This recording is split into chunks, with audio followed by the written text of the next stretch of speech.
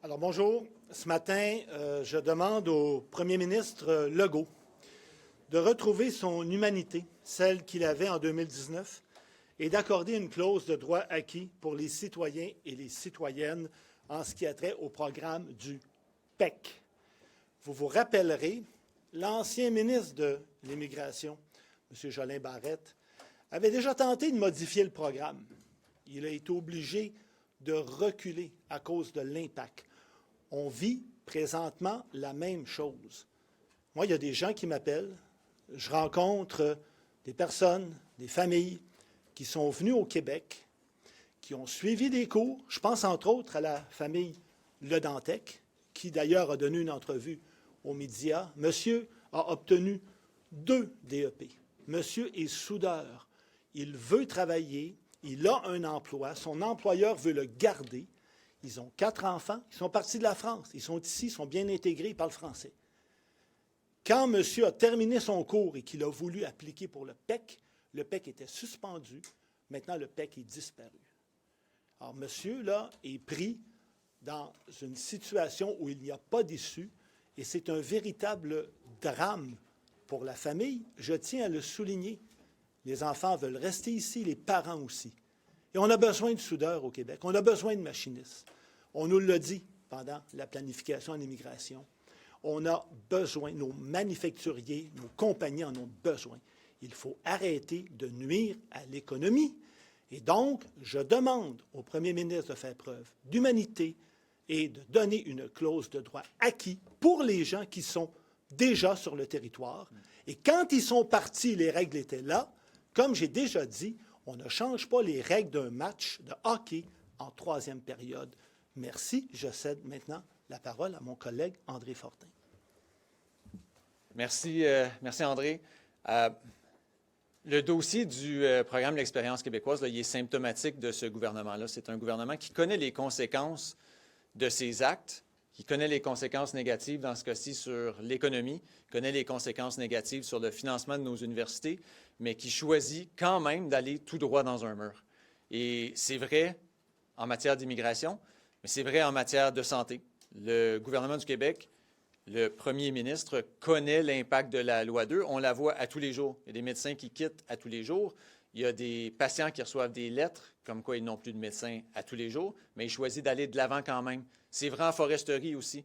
Le gouvernement connaît l'ampleur de la situation, mais il choisit de l'ignorer, choisit d'arriver avec des demi-mesures qui ne donneront pas l'aide structurante dont l'industrie a besoin pour sauver les emplois partout en région. C'est un gouvernement qui fait de l'aveuglement volontaire. M. Fortin, c'est une arrivée assez spectaculaire là, que vous vivez comme chef parlementaire.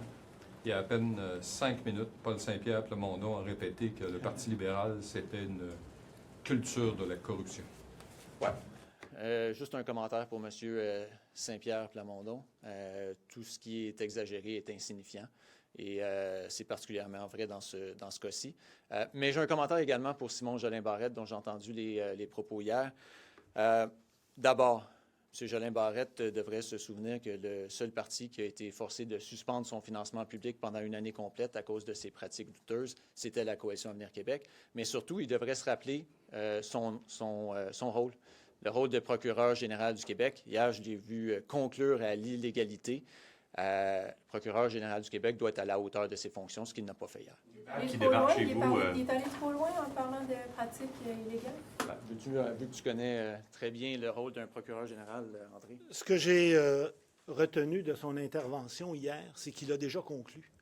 Alors moi, j'invite le procureur général à la prudence. Il y a effectivement, là, vous l'avez vu, il y a des l'UPAC pose des questions à un témoin, il va y avoir une enquête qui a été demandée par le PLQ. On est en train de regarder tout ça, tout ce qui se passe. Il y en a différentes enquêtes.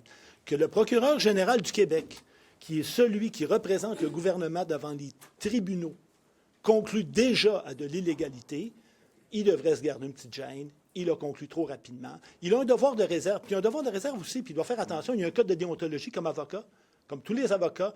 Alors, qu'il prenne le temps de bien regarder, puis il a un devoir de réserve.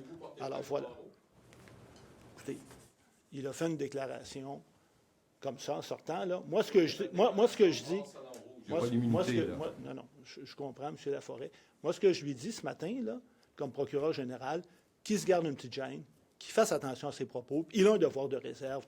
On va s'en tenir à ça. C'est pas assez grave pour déposer une plainte. Bien, écoutez, moi, là, j'irai pas là-dedans ce matin. Je lui rappelle simplement qu'il est avocat, qu'il fasse attention de ne pas conclure trop vite, là, parce que quand il conclut trop vite, on ne sait pas où ça va amener. Mais s'il y a des litiges devant les tribunaux, lui, il a déjà pris position. Voyons donc. Alors, qu'il se garde une petite gêne, qu'il fasse son devoir de réserve, puis on verra pour la suite. M. Fortin-Lupac, qui s'implique dans le dossier au Parti libéral, vous prenez ça comment? C'est quoi votre position là-dessus? Parce que là, ils ont parlé à Mme Rizki, ils ont sa version de l'histoire. Est-ce que vous vous attendez à être interrogé par Lupac? Bien, d'abord, sur le témoin en question, là, toute personne qui a de l'information qu'elle croit utile à un corps policier a le devoir de partager cette information-là. Maintenant, pour ce qui est de l'UPAC comme tel, on a bien pris note de leur déclaration hier, et je vous la rappelle, nous confirmons être en validation d'informations concernant les allégations, et suite à l'analyse, nous pourrons prendre une décision à savoir si nous voulons aller plus loin avec une enquête ou pas. Donc, moi, ce que je comprends de l'UPAC, là, en ce moment, c'est qu'ils ont de l'information, puis ils sont en train de faire les validations pour savoir si ça a le mérite d'aller plus loin ou pas, si ça a le mérite de déclencher une enquête. Et ça, c'est samedi qu'ils font leur travail, qu'ils font un travail d'analyse comme ils devraient le faire. Est-ce que M. El-Nouri devrait s'expliquer? Pardon? Nouri, pardon. Bien sûr, c'est un...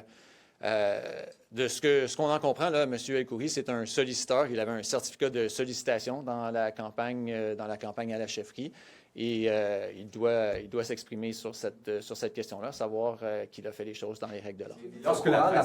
Est-ce que vous étiez au courant des textos, la première batch là, de textos? Vous étiez dans un autre camp pendant la chefferie, mais ce qu'on entend, c'est que tout le monde était un peu au courant de ces textos. Moi, j'avais eu oui-dire là, de textos, non pas sur le financement, mais uniquement sur la question d'une députée d'une autre formation politique qui donnerait un coup de main. Mais ce n'était rien qui portait à croire à un agissement irrégulier. Le nom de monsieur... Moi, j'ai pas eu connaissance de cette partie-là des échanges. Mais est-ce que votre chef, après qu'il soit entré en poste, n'aurait pas dû être mis au courant de cette situation-là? N'aurait pas-il dû poser davantage de questions? J'essaie juste de bien comprendre ce que vous voulez dire. Est-ce que votre chef n'aurait pas dû s'intéresser à ça? Est-ce qu'il n'y a pas des gens dans son entourage qui auraient dû l'aviser que ces textos-là existaient? Mais là, vous faites référence à un échange potentiel ou un échange de textos là, sur quoi exactement? Sur le fait qu'une députée d'un autre parti aurait peut-être contribué? Solliciteur était mentionné dans les textos selon ce qui a été rapporté. Oui, mais qui les avait, qui avait ces textos-là? Et c'est ce qu'on a vu dans la presse, que vous mettez en question la véracité de ça aussi. Je vous demande qui avait ces textos-là. Alors, vous me dites, est-ce qu'on aurait dû informer... Le parti a déjà dit qu'il a été mis au courant qu'ils avaient vu les textos. Oui, exact. Mais qu'il avait vu une partie. Moi, je vous dis... Ben oui, exactement. Mais c'est des oui-dire quant à la participation. Là, on n'est pas dans le financement illégal, on n'est pas dans l'ensemble des textos. Là. Moi, là, j'ai fait partie d'une campagne à la chefferie d'un autre candidat. Si on avait eu en notre possession quelconque information qui nous mènerait à croire que dans une campagne ou une autre, il y avait des irrégularités, c'est sûr qu'on en aurait parlé. Mais ce que je vous dis, c'est que les oui-dire, les échanges potentiels dont on avait eu connaissance, c'était simplement qu'il y avait potentiellement une députée d'une autre formation politique qui aidait. Une bonne gestion de crise, votre chef? Bien, moi, je vous dis, M. Rodriguez, il a ma pleine confiance parce qu'il veut avoir la vérité. Moi, je veux la vérité. Les militants à qui je parle veulent la vérité. J'ai vu M. Milliard sortir en disant qu'il voulait la vérité, M. Blackburn également. Et M. Rodriguez fait preuve de transparence. Là. Il a passé, je ne sais pas, si on accumule toutes les heures qu'il a passées en conférence de presse au cours des 2 dernières semaines, il fait preuve de transparence. Il a lancé une enquête indépendante avec l'aide du juge Fournier pour aller au fond des choses. Et avec ses actions, moi, il mérite la confiance. L'image que ça envoie dans la population, les gens qui ne suivent pas comme nous, ça fait 10 jours que M. Rodriguez dit « Mais moi, je n'étais pas au courant. Je n'étais pas au courant. Je ne savais pas. Je ne sais pas encore. » Peux-tu s'enlever de ça, M. Fortin? Bien, moi, je vous le dis, là, M. Rodriguez, il a ma pleine confiance parce qu'il veut aller au fond des choses. Il veut comprendre ce qui s'est passé, comme tous les membres du Parti libéral.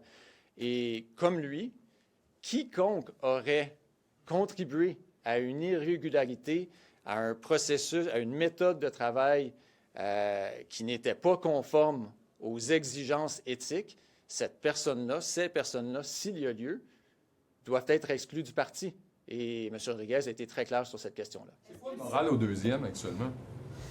Je ne vous le mentirai pas, là, c'est une semaine difficile. C'est une semaine, M. Rodriguez l'a dit lui-même, qui fait mal au Parti libéral. Cependant, quand je parle aux députés, quand je parle à mon collègue André, leur volonté d'agir pour le bien des Québécois est inébranlable. Les questions qu'on va continuer de poser sur la santé pour le bénéfice des patients, les questions qu'on va continuer de poser sur l'immigration pour le bénéfice de notre économie, de notre système d'enseignement supérieur, moi, j'ai vu personne qui est moins motivé à s'assurer qu'on talonne le gouvernement pour qu'il offre des bons services publics. Avec moi, il y avait une embellie, vous étiez en train de remonter des sondages, vous avez mis derrière vous là, des années difficiles. Est-ce que là, tout ça, ça va freiner votre élan, selon vous? Bien, il reste 11 mois. Ça fait mal au Parti libéral. Ça fait mal au Parti libéral. Ça, il n'y a aucun doute là-dessus. Ça fait mal aux militants, ça fait mal aux élus, ça fait mal aux chefs. Mais ceci étant, le Parti libéral est capable de revenir de toutes ces situations-là. Vous allez peut-être juste essayer là, de nous éclairer sur ce que vous savez. Parce que vous comprenez là, qu'il y a comme deux histoires. La question des textos et la question de Mme Risky qui a licencié sa chef de cabinet. On est d'accord là-dessus. Là, on commence à avoir des rapprochements entre les deux, mais il n'y a pas de lien. Est-ce que vous avez une idée? C'est quoi le lien entre ces deux histoires-là? La question que vous posez, là, c'est la question qu'on se pose tous. Et il y a une seule personne qui a réponse à ces questions-là, et elle refuse de nous la livrer. C'est toujours ça, votre ligne? Vous n'avez aucune idée, hypothèse? Sur le lien entre les deux, sur le lien entre les deux situations, il y a une seule personne qui détient ces réponses-là. Il n'y a pas un moment où, parce que depuis le début, M. Rodriguez est en mode très défensif, il y a eu des mises en demeure et tout ça. Il n'y a pas un moment où il y aurait intérêt peut-être à faire le début d'un commencement de mea culpa, parce qu'il n'a rien vu, n'a rien su. Mais une enquête, là, une enquête indépendante comme celle qui a été demandée par M. Rodriguez, ça sert à aller au bout des choses. Ça sert à comprendre exactement ce qui s'est passé. Et le juge Fournier, pour nous, est la personne tout indiquée pour le faire. Est-ce qu'on pourrait s'attarder sur une partie de l'information ici, une rumeur ici, un oui-dire là? Oui, mais ce ne serait pas rendre justice à la situation. Nous, ce qu'on veut, c'est aller au fond des choses, la comprendre dans son entièreté et à partir de là, être capable de porter jugement. Mettons de côté l'histoire des textos, l'UPAC, les différentes enquêtes. Est-ce qu'il ne devrait pas y avoir le début d'un mea culpa lorsque l'on sait que M. Rodriguez a apparemment appris que Mme Risky et Mme Hintz étaient à couteau tiré le jour où finalement elle a été congédiée? Mais est-ce que c'est normal qu'il n'ait pas été informé de ça comme chef, qu'il ne se soit pas intéressé à savoir comment ça se passait au sein de son cabinet, alors que Mme Hintz devait être ses yeux, moi, ses oreilles. Je vais vous dire ça. Des conflits, là, ici à l'Assemblée nationale, là, dans tous les partis politiques, des conflits de personnalité, entre autres, là, il y en a dans toutes les formations politiques. Non, mais laissez-moi terminer. Oui, mais il y en a dans les cabinets politiques. C'est un lieu de débat ici. Alors, d'avoir des débats entre, par exemple, une chef de cabinet et une chef de l'opposition officielle ou un chef de cabinet et un ministre, ça arrive régulièrement. Mais il n'y a rien de ce que moi j'ai vu au deuxième étage là, qui ne laissait présager une crise de cette ampleur-là. Est-ce que M. Jolin Barrette doit aller de l'avant avec sa volonté d'inscrire dans la loi la liberté de se faire avorter au Québec? Moi, ce que je peux vous dire là-dessus, là, c'est que évidemment, on a reçu un nombre important de mémoires. Il y a des femmes qui ont pris la parole, mais vraiment forte, sur ça. Ils lui ont toutes dit, « Monsieur, ne faites pas ça. Ne faites pas ça, s'il vous plaît. Vous allez créer le chaos. Vous allez probablement donner l'opportunité à des gens de contester, alors que le débat, le dossier sur l'avortement, présentement, là, il est réglé. On a des décisions, plusieurs décisions de la Cour suprême là-dessus. C'est un soin de santé, les femmes y ont accès. Ce n'est pas parfait partout, je vous le concède. Mais ce débat-là, là, personne n'en parle. D'ailleurs, sa collègue avait songé à faire ça. Il y a eu un tollé, elle a reculé. Maintenant, il travaille sur une politique. Alors, il faudrait que M. Jolin Barrette parle à sa collègue, puis il faudrait que M. Jolin Barrette écoute aussi les femmes, parce que ça relève d'elles. Et c'est ça que je retiens. Comment vous expliquez sa décision d'aller de l'avant dans le contexte que vous venez de décrire, justement? C'est vraiment à lui qu'il faut poser la question, parce que moi, je ne me l'explique pas. Quand vous avez un débat qui est réglé, tout peut être perfectible et amélioré, mais le débat juridique, il est réglé. Il va leur repartir. Écoutez, c'est pas sérieux, puis c'est pas du tout ce que les femmes demandent. Monsieur Fortin, juste préciser, là, Mme Risky peut rester dans les lignes pendant encore combien de temps dans cette situation-là? Qu'est-ce que vous voulez dire? Mais elle est comme suspendue, mais pas exclue du caucus, mais là, elle parle pas. Est-ce qu'à un certain moment, il va y avoir un ultimatum? C'est-à-dire, si elle parle pas, elle est exclue totalement. Ça, c'est pas à moi à répondre à ces questions-là. Je sais que M. Rodriguez a été très disponible. Je pense qu'il a déjà répondu à cette question-là. Et là, aujourd'hui, il est avec les chefs des autres formations politiques, sauf un, si je comprends bien, à la FTQ, pour aller rencontrer les travailleurs. Il est disponible pour répondre à vos questions. Vous êtes quand même chef de Non, ça, c'est des décisions qui appartiennent au chef d'un parti politique. C'est une décision qui appartient au chef d'une formation politique. Qu'est-ce que vous allez faire avec le projet de laïcité de M. Roberge présenté aujourd'hui? Qu'est-ce que vous allez faire avec ça? Premièrement, on va le lire attentivement, n'est-ce pas? Et on va demander... en fait, on ne sait pas tout ce qu'il y a dedans. En tout cas, si vous le savez, vous savez des choses que moi, je ne sais pas. Là. Mais ceci étant, on va demander des consultations. C'est important parce que là, effectivement, je n'ai pas lu le projet de loi, mais je peux vous dire qu'autour de moi, il y a déjà plusieurs groupes, associations qui sont inquiètes, des écoles privées. Alors, ça soulève une inquiétude. Donc, ce qu'il faut faire, c'est le regarder le plus rapidement possible, demander des consultations, parce que vous savez, dans notre Parlement, c'est excessivement important d'écouter, d'entendre les gens, puis après ça, apporter des mesures appropriées. Et là, on va voir, parce que moi, je ne l'ai pas lu, mais on va voir s'il va y avoir encore une clause dérogatoire préemptive, parce qu'on sait que la CAQ sont très forts là-dessus. Alors ça, on va voir. C'était confirmé? Bon, alors écoutez... confirmé en fait la TVA, Cogeco, après ça a été confirmé par Radio-Canada. Vous savez, en soi, c'est un petit peu... C'est comme un striptease. Oui, bien écoutez, pour l'opposition officielle, là, c'est moi le porte-parole en laïcité, puis effectivement, j'apprends des nouvelles à gauche et à droite, là, vous m'en dites ce matin, mais par la voie des médias, alors que le projet de loi n'est pas encore déposé. OK? Donc, ça, c'est un enjeu. Après ça, bien évidemment, vous connaissez notre position là-dessus. L'utilisation d'une clause dérogatoire, de façon préemptoire, pour empêcher des gens de s'adresser aux tribunaux, on est contre. Et ça, là-dessus, on a toujours été clair.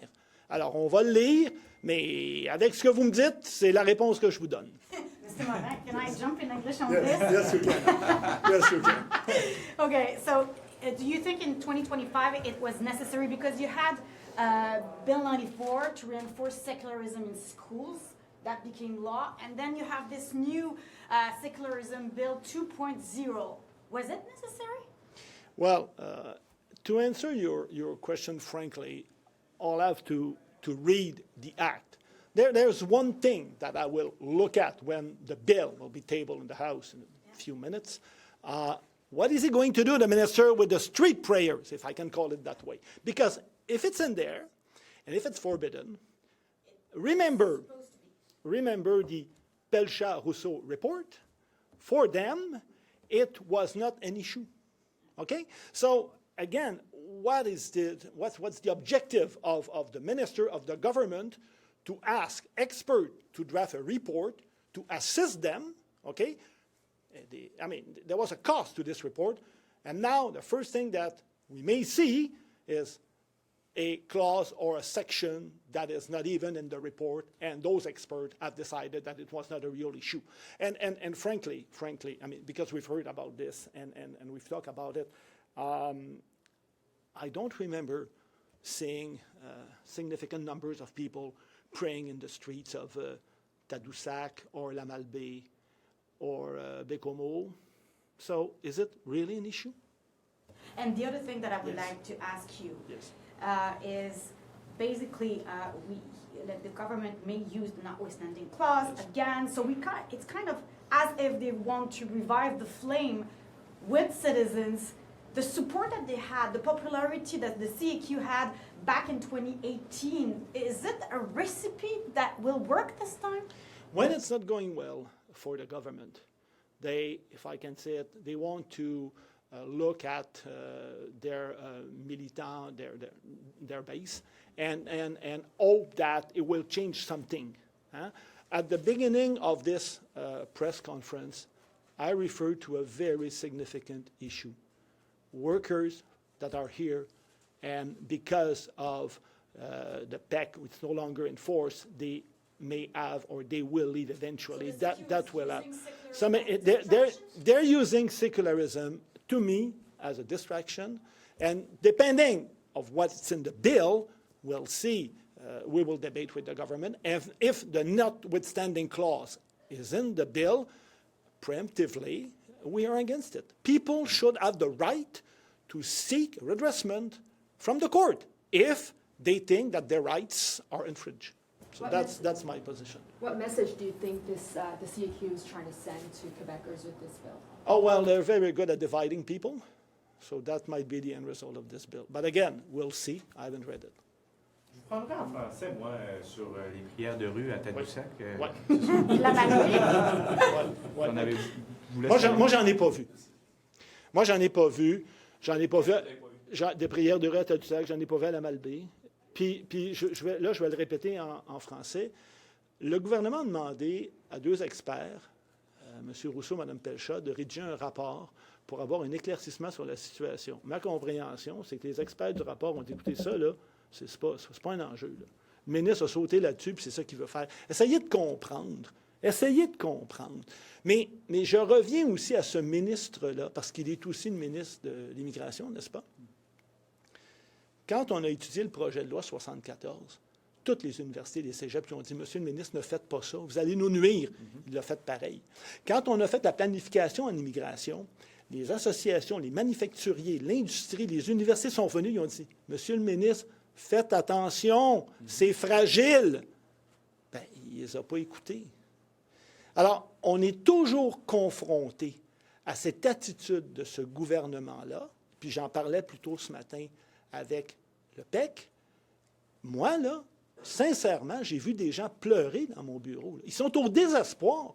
Puis c'est pour ça que je disais, M. Legault, si vous nous entendez, là, en 2019, vous avez changé d'idée, vous avez fait preuve d'humanité. Bien là, pour ces gens-là, c'est le temps, parce que, comme je l'ai dit à plusieurs reprises, l'immigration, là, c'est pas juste des chiffres, c'est du vrai monde. UPAC going to Marmo's house, potentially getting involved in the dossier. What did you think of that? Well, first of all, anybody who has information that could be useful to the police has a duty to disclose that information to police. And second of all, I read the UPAC statement last night. What I understand is that they are looking into the information they have to see if it warrants further action or not. So we're not yet at an inquisition by the UPAC. They are very much just looking at the information they have to see if it's worth their time or not. That new Palace poll shows that this is, specifically hurting Pablo. What did you think of that? Well, what I've seen is a leader in the last 2 weeks who is immensely transparent, who provides all of his time to the media and the public to make sure that his version is known, what he understands of the situation is known. Somebody who wants to get to the bottom of things, who is willing to launch an external or an independent inquiry into it, presided by a very reputable judge, so that we all understand. And that's in perfect alignment with what I'm hearing from members of our party, that they want to understand what happened. It's perfect alignment with the other leadership candidates' position, that they want to understand what happened. And it's in perfect alignment with what our caucus members want, is to understand what happened. And once we have that in our hands, then we'll go from there. I understand you're saying President Pamplona was kind of crossing a line when he said there's a culture of corruption within your party. The QS was waving around a copy of PLQ Inc. But do you understand at least there's some sort of perception that there's corruption in your party, and this reminds people of that? here's what I'll say about Paul Saint-Pierre Plamondon. There's an old expression in French. I don't know if it translates very well, but everything that's exaggerated is insignificant, and that's what. He said himself. No, but that's what Mr. Saint-Pierre Plamondon did this morning. And what Simon Jolin Barrette did yesterday was not respectful of the position that he holds. He is the Attorney General of Quebec. He cannot conclude what he concluded if he takes his position seriously. But those are things that feed into what the public hears as well. And so Mr. Simon Jolin Barrette, among others, has a responsibility with the positions that they hold, and they do have an impact on public perception. So you say this perception of corruption in the party does exist in the public? No, I think the situation as a whole, the situation that's been in the public eye in the last 2 weeks, it hurts the party. Having situations where caucus members have to be suspended hurts parties. Having situations where information is not fully known by everybody, it hurts political parties. And when you hurt a political party, you hurt its members, you hurt its elected officials, you hurt its leader, and that's what we're seeing right now. Is it fair to say that one person, Mme. Rizki, is the reason that we don't know this information, or should we be taking a bit more accountability here? The question we all ask ourselves is, what is the link between these two different situations? And the only person who has that information is Mme. Rizki. Merci.